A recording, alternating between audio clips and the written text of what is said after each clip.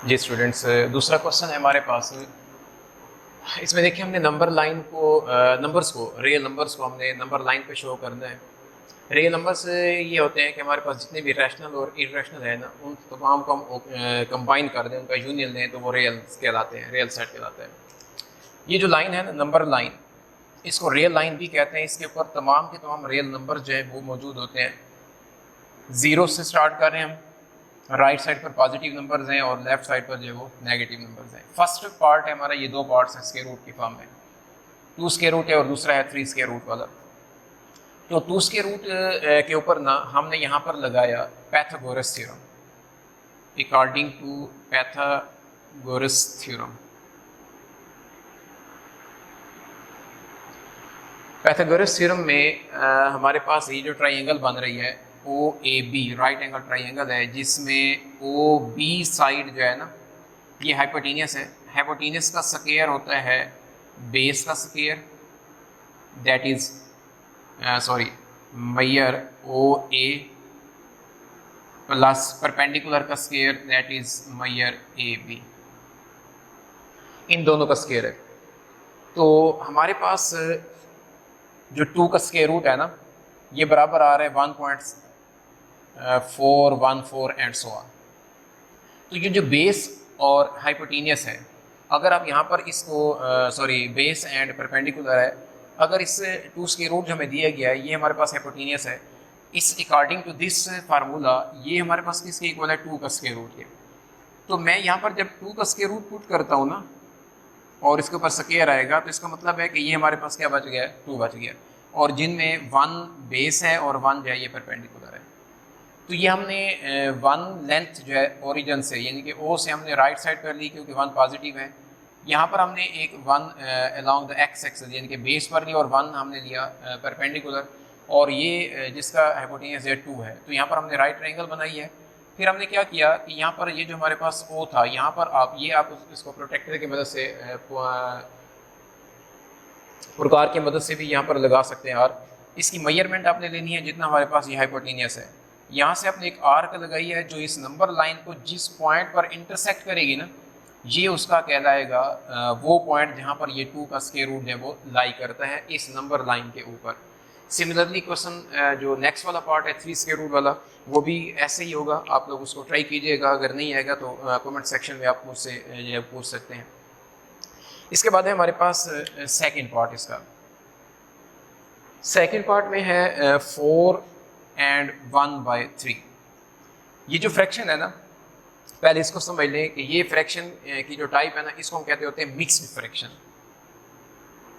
Mixed fraction, mix fraction के दो parts होते हैं। एक हमारे पास जो फर्स्ट नंबर पे लिखा हुआ है फ्रैक्शन से अलग, इसको कहते होते हैं whole number part, whole number part. और ये जो दूसरा 1/3 है, इसको कहते होते हैं फ्रैक्शनल पार्ट, फ्रैक्शनल पार्ट। अब जब हम नंबर लाइन पे इसको शो करते हैं ना, तो बड़ा आसान है। मैं यहाँ पर इसकी नंबर लाइन जो है ये रिप्रेजेंट करने लगा हूँ। यहाँ पर 0, राइट साइड पर पॉजिटिव नंबर्स हैं। मैं इसको थोड़ा सा आगे बढ़ा लेता हूँ, 1 2 3 4 एंड ये 5 सो ऑन। और लेफ्ट साइड पर नेगेटिव नंबर्स। अब देखें, जो फ्रैक्शन आपने नंबर लाइन के ऊपर शो करनी है ना, उसमें फर्स्ट ऑफ ऑल आपने देखना है कि वो नंबर जो हमें दिया गया फ्रैक्शन, उसमें होल नंबर पार्ट में कौन सा डिजिट है। अगर तो यहाँ पर दिया गया है तो वेल एंड गुड, अगर नहीं दिया हुआ तो आप उसको 0 कंसीडर करेंगे। मिसाल के तौर पर आपको कहा जाता है जस्ट 2/3 को नंबर लाइन पे शो करें, तो यहाँ पर आप होल नंबर पार्ट में हमें कोई नंबर नहीं दिया गया, तो यहाँ पर हम किसको कंसीडर करेंगे कि ये 0 है। तो हमें यहाँ पर जो नंबर दिया गया है ना वो है 4। आप नंबर लाइन पे देखेंगे कि वो जो होल नंबर पार्ट है, वो जो भी डिजिट होगा, अगर वो पॉजिटिव है तो जाहिर सी बात है 0 से राइट साइड पर हम मूव करेंगे, अगर वो नेगेटिव है तो 0 से लेफ्ट साइड में मूव करेंगे। कितना मूव करेंगे, कहाँ तक जाएंगे, जो होल नंबर पार्ट होगा, जो नंबर होल नंबर पार्ट में होगा डिजिट, वहाँ तक। यहाँ पर 4 है तो हम 0 से जंप कर जाएंगे किसके ऊपर, 4 पर आ गए। इसके बाद देखिए क्योंकि पॉजिटिव नंबर है तो 4 से जो नेक्स्ट डिजिट है जो कि 5 है, यहाँ पर 4 और 5 के दरमियान आपने इसको उतने पार्ट में डिवाइड करना है जितना फ्रैक्शनल पार्ट में डिनोमिनेटर, उतने पार्ट में डिवाइड करना है जितना फ्रैक्शनल पार्ट में, सॉरी डिनोमिनेटर है फ्रैक्शनल पार्ट के अंदर, उसको उतने पार्ट्स में डिवाइड कर देंगे। जैसा कि यहाँ पर 3 है तो मैं 4 से आगे 5 तक इसके टोटल 3 पार्ट्स बनाऊंगा, इक्वल पार्ट्स 1 2, और जो थर्ड वाला होगा वो वही होगा जो नेक्स्ट नंबर होगा। अगर यहाँ पर फर्ज के 4 होता तो हम यहाँ पर 1 2 3 बनाकर फोर्थ वाला वो नंबर होता जो उस 4 के आगे वाला नंबर था। हमने उतने इसके पार्ट्स में डिवाइड कर दिया इक्वल पार्ट्स में, और यहाँ से हमें चूज वो करना है जो न्यूमरेटर में नंबर डिजिट होगा, और न्यूमरेटर में 1 है तो यहाँ पर 1 को ही हम सिलेक्ट कर देंगे। आप यहाँ पर इसको एरो लगाकर इसके ऊपर फ्रैक्शन जो है वो लिख दे सकते हैं। तो ये हमारे पास जो है ये नंबर लाइन को रिप्रेजेंट करता है। इसी तरह एक माइनस वाला पार्ट है जो कि हमारे पास है पार्ट 4 जी, -2 एंड 1/7। अब देखिए इसमें होल नंबर पार्ट कौन सा है, बिल्कुल ठीक है -2 है whole number part is -2, and fractional part कौन सा है, एग्जैक्टली 1/7। ठीक है, तो जब हम नंबर लाइन पे इसको रिप्रेजेंट करेंगे तो ये हमारे पास मिड में 0 है, लेफ्ट साइड पर नेगेटिव नंबर्स हैं, ये डिस्टेंस आपने इक्वल लेना है, और राइट साइड पर हमारे पास हैं पॉजिटिव नंबर्स। अब देखिए होल नंबर पार्ट में कौन सा डिजिट है, -2, तो हमने एग्जैक्ट नंबर लाइन पे उसी डिजिट पे मूव करना है, जंप करना है जो हमारे पास होल नंबर पार्ट में -2 पे आ गए। अब क्योंकि नेगेटिव नंबर है तो इससे नेक्स्ट नंबर -3 होगा, और -2 और -3 के दरमियान हमने इसको कितने इक्वल पार्ट्स में डिवाइड करना है जी, जो हमारे पास फ्रैक्शनल पार्ट में डिनोमिनेटर है उसको उतने पार्ट में हम क्या कर देंगे, डिवाइड कर देंगे। तो हमारे पास कितने पार्ट बनने जा रहे हैं इसमें, there are 7 parts between -2 and -3 equal parts बनाने हैं, 1 2 3 4 5 6 एंड 7th वन जो नेक्स्ट नंबर है -3, और हमने सेलेक्ट कौन सा करना है, यहाँ से फर्स्ट डिजिट को हमने यहाँ से सिलेक्ट करना है, फर्स्ट पार्ट को। दिस इज -2 इंटू 1/7, ये हमारे पास -2 इंटू 1/7 का नंबर लाइन है। तो आई थिंक आई होप आपको ये बात समझ आ गई होगी, फिर भी अगर समझ नहीं आई तो आप लोग मुझसे पूछ सकते हैं। इसके बाद है इस लेक्चर का हमारा लास्ट क्वेश्चन, क्वेश्चन नंबर 3, जिसमें वो कहते हैं कि express the following as a rational number p/q where p and q are integers and q is not equal to 0। यहाँ पर वो रैशनल नंबर की डेफिनेशन लिखता है, और ये मैं आपको बताता चलूँ कि ये क्वेश्चन पिछली बुक में भी मौजूद था, और पिछली बुक में जब तक था तो ये इंपॉर्टेंट क्वेश्चन में कंसिडर होता था। तो क्वेश्चन नंबर 3 की तरफ हम आते हैं। बहुत सिंपल क्वेश्चन है, इसके टोटल 3 पार्ट्स हैं, और तीनों पार्ट्स को सॉल्व करने का जो मेथड है वो सेम है। तो नंबर है हमारे पास 0.4, इसके ऊपर बार लगा हुआ है, और उसका क्वेश्चन है कि हमें इसको रैशनल नंबर की फॉर्म में, जो कि p/q की फॉर्म है, वैसे तो ये भी रैशनल नंबर है लेकिन हमें इसको चेंज करना है p/q की फॉर्म में, मतलब फ्रैक्शनल फॉर्म में हमने इसको चेंज करना है।